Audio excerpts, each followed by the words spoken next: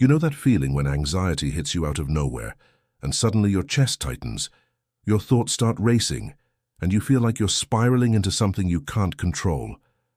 What if I told you that the very moment you're experiencing that sensation, you're actually closer to freedom than you think? Stay with me, because by the end of this video, you're going to see anxiety in a completely different way. And when you do, it will lose its grip on you forever. This isn't about positive thinking or pretending everything is fine. This is about understanding the true nature of what's happening inside you, and once you see it, you can never unsee it. I'm going to share something with you today that took me years to understand, something that therapists rarely talk about, something that goes beyond all the coping strategies and breathing exercises you've tried. This is about a fundamental shift in how you perceive anxiety itself, and this shift has the power to change your entire relationship with fear, worry, and panic. Let's start with something that might sound counterintuitive. Anxiety isn't your enemy. I know that sounds crazy when you're in the middle of a panic attack or when worry is consuming your every thought, but hear me out. The reason anxiety has so much power over you right now is because you're relating to it in a specific way. You're seeing it as a threat, as something that shouldn't be there, as evidence that something is terribly wrong with you. And that relationship with anxiety, that resistance to it, is actually what gives it its power. Think about it like this. When you have an anxious thought, what's your immediate reaction? Most people try to push it away, fight it, analyze it, or convince themselves it's not real. But what happens when you do that? The anxiety gets stronger. It's like trying to hold a beach ball underwater. The harder you push, the more force it takes, and eventually it's going to pop back up with even more intensity. This is the paradox that keeps so many people trapped in the cycle of anxiety. They're fighting something that grows stronger with every battle. Here's what most people don't understand about anxiety. It's not the anxious thought itself that causes your suffering. It's your resistance to that thought. It's the mental battle you engage in, trying to make the anxiety go away. Let me give you an example. Imagine you have the thought, what if something bad happens? That thought alone is just a collection of words. A mental image, a fleeting neurological event. But then your mind does something. It treats that thought as if it's real, as if it's a prediction of the future, as if it's important information you need to solve. So you start engaging with it. You start analyzing it, looking for evidence, trying to figure out if it's true, attempting to come up with solutions. And in doing all of that, you've just given that thought enormous power. You've turned a passing mental event into a full-blown anxiety episode. You've essentially picked up that thought, examined it from every angle, given it your complete attention, and invited it to stay for as long as it wants. This is what I call the anxiety trap, and almost everyone falls into it without even realizing what they're doing. Now here's where things get interesting. What if you could see that anxious thought for what it really is? Not a truth about reality, not a prediction that needs to be taken seriously, not a problem that needs to be solved, but simply a thought, just mental activity. Your brain generating content the same way your heart beats or your stomach digests food. When you really see this, something profound happens. The thought loses its authority over you. It's still there. You might still notice it, but it no longer has the power to drag you into a spiral of worry and fear, because you're not buying into it anymore. You're not treating it as reality. You're seeing it as what it is, a mental event, a temporary blip of neural activity that will pass on its own if you don't interfere with it. Think about dreams for a moment. When you're having a nightmare, it feels completely real. Your body responds with real fear. Your heart races, you might wake up sweating. But the moment you wake up and realize it was just a dream, what happens? All that fear dissolves instantly, not because the content of the dream changed, but because you saw it for what it was. An illusion. A creation of your mind that wasn't real. Anxiety works the same way. The anxious thoughts feel real when you're identified with them, when you believe them, when you think they're telling you something true about the world or yourself. But the moment you see them as just thoughts, just mental events that your brain is producing, they lose their power. The content doesn't change, but your relationship to the content changes completely, and that's what makes all the difference. Now I want to be clear about something. I'm not saying you should try to dismiss your thoughts or pretend they're not there. That's just another form of resistance. What I'm pointing to is something more fundamental. It's a shift in perspective, a different way of relating to your inner experience. Instead of being in your thoughts, you start to notice that you're aware of your thoughts. There's a space between you and your mental activity. You are the awareness in which thoughts appear, not the thoughts themselves. This might sound abstract, but you've actually experienced this many times in your life without realizing it. Have you ever been completely absorbed in a task, in a conversation, in a moment of beauty, and during that time, you weren't thinking about your problems? You weren't worried about the future or ruminating about the past. And then suddenly you remember, oh yeah, I was anxious about that thing, but for those few minutes or hours, where did the anxiety go? It didn't go anywhere. The thoughts were still potentially there, but you weren't paying attention to them. You weren't giving them your awareness, and without your awareness feeding them, they had no power. This is proof that anxiety isn't this solid, permanent thing that exists independently of your attention. It's more like a flame that needs the oxygen of your attention to keep burning. This reveals something crucial. Anxiety needs your attention to survive. It needs you to take it seriously, to engage with it, to try to solve it. The moment you stop feeding it with your attention, the moment you stop resisting it and just let it be there without making it mean something, it begins to dissolve on its own. But here's where most people get tripped up. They hear this and they think, okay, so I just need to ignore my anxious thoughts. And then they try to ignore them, which is actually another form of resistance. True freedom from anxiety doesn't come from ignoring it. It comes from being willing to feel it completely, without needing it to change. It comes from allowing the sensations, the thoughts, the discomfort to be exactly as they are, without adding the story that something is wrong. There's a huge difference between ignoring something and allowing it. Ignoring is pushing away. Allowing is opening up. Ignoring creates tension. Allowing creates space. Let me explain what I mean by the story. When anxiety arises, there's the direct experience. Maybe there's a tightness in your chest. Maybe your thoughts are moving quickly. Maybe there's a feeling of unease in your body. That's the raw sensation. But then immediately your mind adds a story to it. It says, this is bad, I shouldn't feel this way. What if this gets worse? What if I can't handle this? There must be something wrong with me. That story is what creates the suffering. The raw sensation of anxiety, without the story, is actually not that unbearable. It's just energy moving through your body. It's just your nervous system activated. But when you add the story, when you make it mean something about you or your future, that's when it becomes overwhelming. The story turns a manageable physical sensation into a psychological crisis. The story is what takes you from feeling anxious to being terrified of your own anxiety.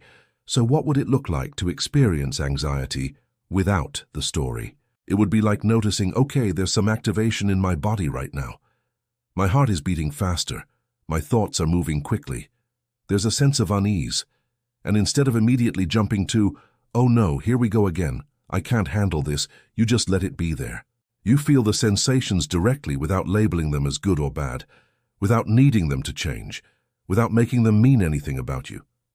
And here's what's amazing. When you do this, when you meet anxiety with this kind of open, allowing awareness, it starts to shift on its own. Not because you're trying to make it shift, but because you're no longer feeding it with resistance. You're no longer adding fuel to the fire. You're just letting the fire burn itself out naturally, which is what it's designed to do. There's a famous saying in psychology, what you resist persists. This is absolutely true with anxiety. The more you fight it, the more you try to get rid of it, the more you analyze it and worry about it, the stronger it becomes. But when you stop resisting, when you allow it to be there, when you get curious about it rather than afraid of it, something miraculous happens. It loses its charge. Think about it this way. Anxiety is like a wave in the ocean. If you try to stop a wave, if you stand there and try to push against it, you're going to get knocked over. The wave is more powerful than you. But if you dive into the wave, if you go with it, if you allow yourself to move with its energy, it passes right through you. It comes and it goes, and you remain. The ocean doesn't need your permission to create waves, and the waves don't need your approval to pass through. They're just part of the natural rhythm of the water. Your anxiety is the same.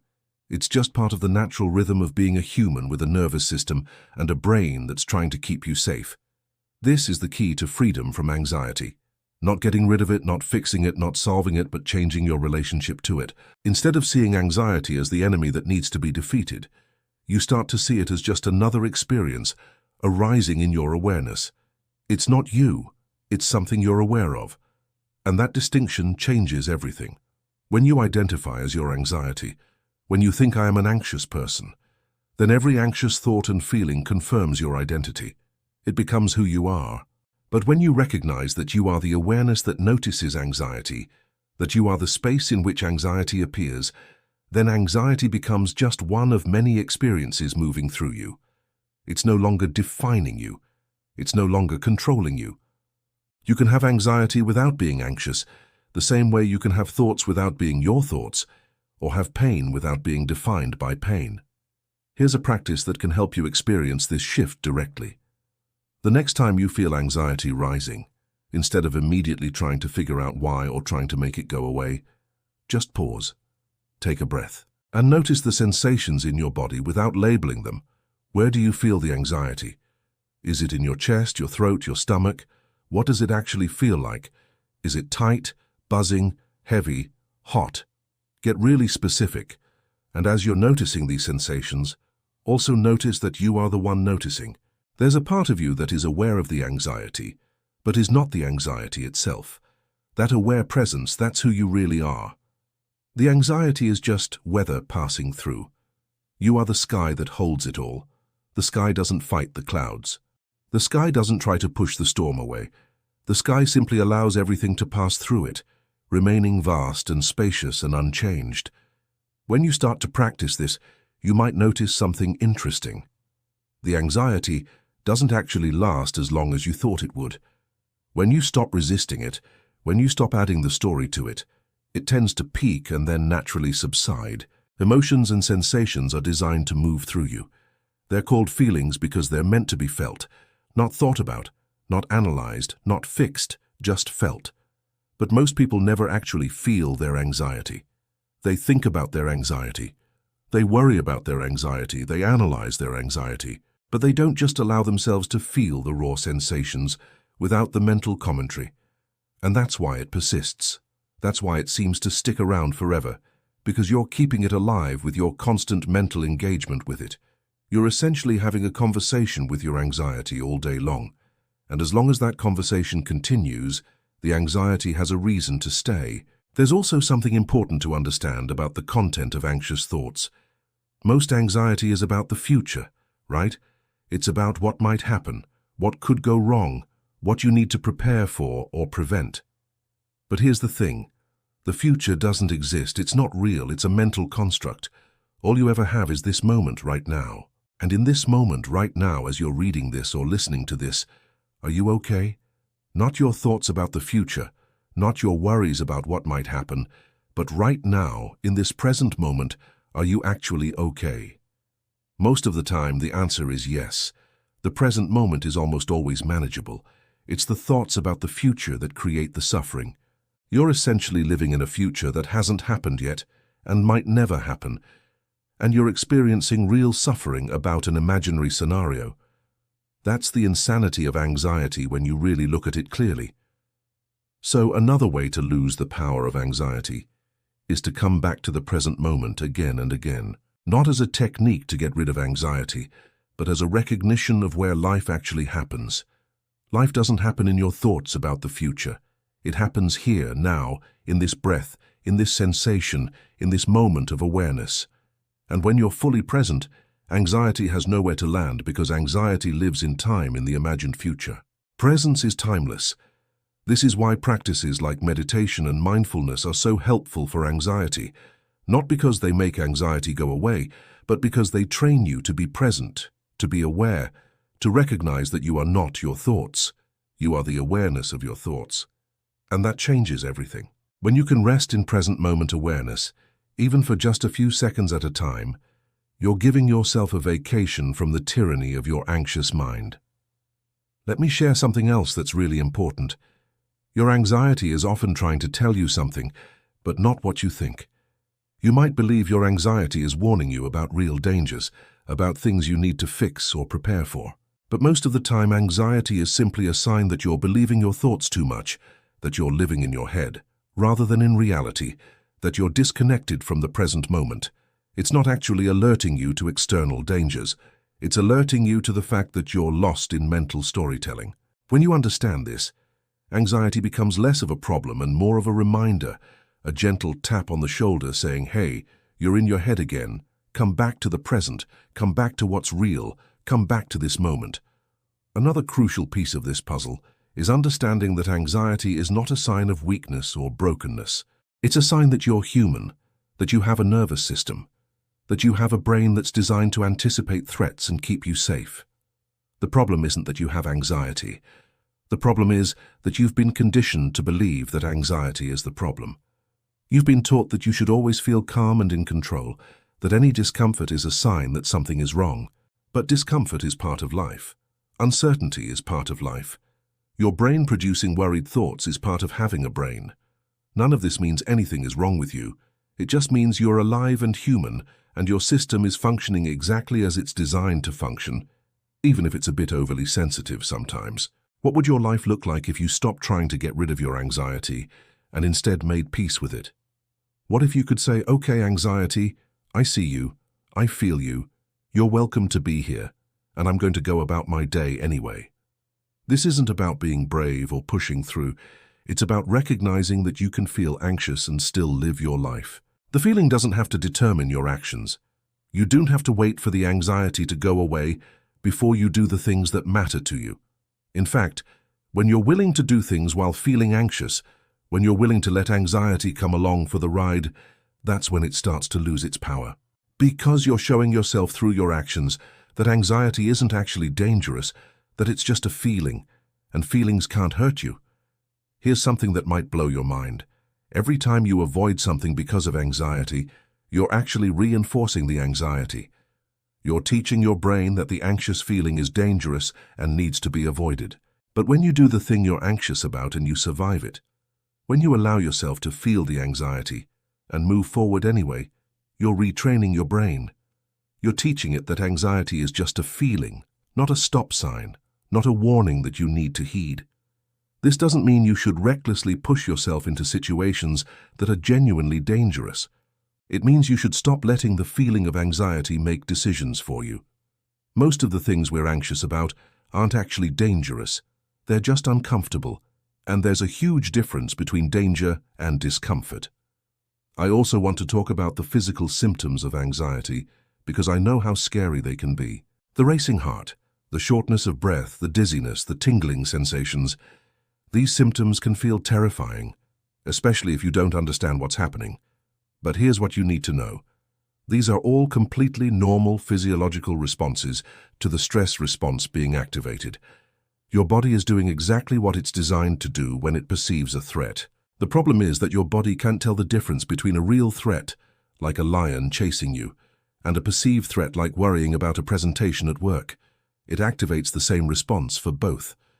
And while these symptoms are uncomfortable, they're not dangerous. Your heart racing isn't going to cause a heart attack. Feeling like you can't breathe isn't going to make you suffocate. These are sensations, not dangers. When you understand this, when you can recognize these physical symptoms as just your body doing its thing rather than signs of impending doom, they become much easier to tolerate. One more thing I want to emphasize is the importance of self-compassion in all of this. So many people beat themselves up for being anxious. They judge themselves, they criticize themselves, they feel ashamed of their anxiety. But that self-judgment is just another layer of suffering on top of the anxiety itself. What if instead of judging your anxiety, you could meet it with kindness? What if you could say to yourself, I'm having a hard time right now and that's okay, this is difficult and I'm doing the best I can. That simple shift from self-judgment to self-compassion can make a world of difference. It doesn't make the anxiety go away, but it makes the whole experience more bearable. You're suffering enough with the anxiety itself. You don't need to add the extra suffering of beating yourself up about it. Think about how you would treat a good friend who came to you feeling anxious. You wouldn't tell them they're weak or broken. You wouldn't judge them or criticize them. You'd probably offer them understanding, compassion, and support. You'd remind them that it's okay to feel this way, that anxiety is a normal human experience. So why not offer yourself that same compassion? Why not be as kind to yourself as you would be to someone you care about? This is so important because the relationship you have with yourself, the way you talk to yourself in your own mind, has a huge impact on your experience of anxiety. When you're harsh and critical with yourself, anxiety feels more threatening. When you're gentle and compassionate with yourself, anxiety becomes more manageable. I want to leave you with this. Your anxiety doesn't need to be fixed. You don't need to wait until the anxiety is gone to live your life, to feel at peace, to be happy. The freedom you're looking for is available right now, in the midst of whatever you're feeling. It comes from seeing anxiety for what it is, just thoughts, just sensations, just energy moving through you. It's not you, it's not permanent.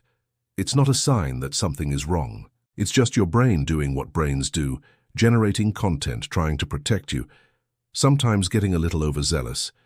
When you can hold your anxiety with this kind of compassionate, curious awareness, when you can be with it without needing it to change, that's when it loses its power over you. That's when you realize you've been free all along. You just didn't see it. So the next time anxiety shows up, try this. Don't fight it. Don't analyze it. Don't make it mean something. Just notice it, feel it, allow it, and watch what happens. You might be surprised to find that the thing you've been running from your whole life is actually not that scary when you finally turn around and face it. Because when you really see anxiety for what it is, when you understand its nature and stop giving it so much significance, it loses all power over you. And that's when real freedom begins. That's when you discover that peace was never about the absence of anxiety. It was always about being able to remain centered and present, no matter what thoughts and feelings arise. This is the truth that will set you free, and it's available to you right now in this very moment. You don't need to be fixed. You don't need to be different. You just need to see what's already true. You are not your anxiety. You are the awareness of your anxiety. And that awareness is always free, always peaceful, always okay, no matter what's happening in your mind or body. This is your true nature, and anxiety can never touch it.